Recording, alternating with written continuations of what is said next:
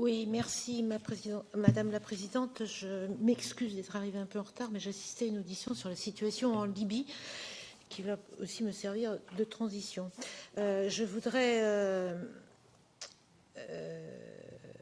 d'abord remercier le rapporteur et pour la réunion que nous avons eue en début de semaine, qui montre que nous sommes une majorité à avoir des convergences d'analyse en la matière. Moi, j'apprécie le fait qu'il ait voulu ramasser un certain nombre de choses et cibler sur un certain nombre d'éléments.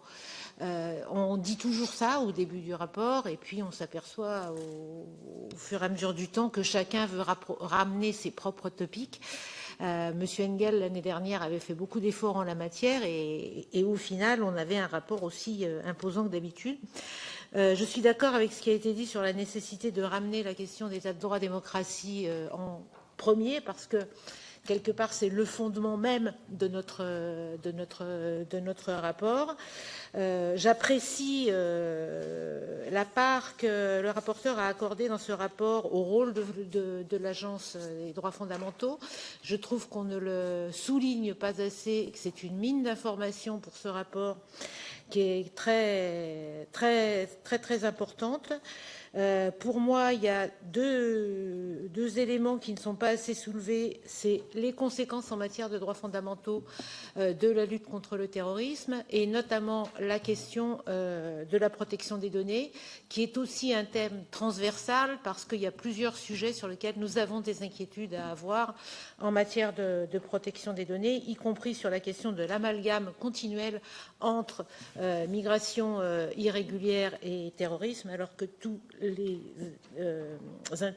les spécialistes de ces questions nous démontrent jour après jour que s'il peut y avoir quelques terroristes qui se sont introduits de cette façon sur le sol européen, ce n'est pas le cas de la majorité, et la priorité de la lutte contre le terrorisme devrait être plutôt sur ceux qui sont sur le territoire européen, puisque ce sont eux qui majoritairement commettent les actes de terrorisme. Sur migration, je crois qu'il faut durcir et renforcer les choses compte tenu de l'évolution de la situation en Méditerranée. Nous avons été alertés ces derniers jours sur le fait que malgré la diminution très importante des traversées de la Méditerranée, le nombre de morts continue d'augmenter. Il est probable qu'à la fin de l'année, nous aurons bien plus de morts que nous n'avons jamais eu, alors que le nombre de traversées a diminué par 10.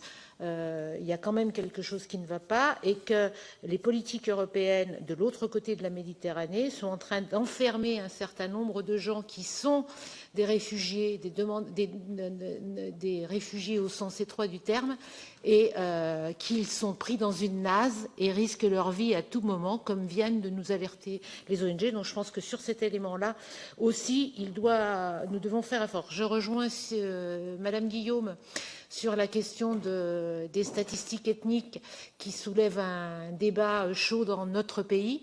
Donc je pense qu'il faut que nous trouvions une terminologie qui puisse permettre à tout le monde de se retrouver, parce que je comprends bien la préoccupation. Et je crois qu'il faut que nous travaillions sur la question discrimination, racisme et crime de haine. Moi, je ne suis pas pour qu'on confonde tout.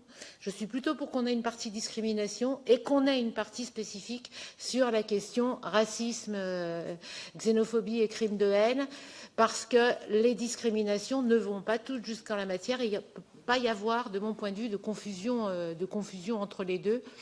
Je crois qu'il faut travailler, et il y a aussi un élément qu'il faut que nous mettions en avant, c'est la question du cumul des discriminations dont sont très souvent victimes notamment les femmes, alors que ce soit des femmes handicapées ou des femmes migrantes. Je crois qu'il y a aussi quelque chose à travailler en la matière. Voilà, je crois que j'ai à peu près dit tout ce que je voulais dire en la matière. Merci.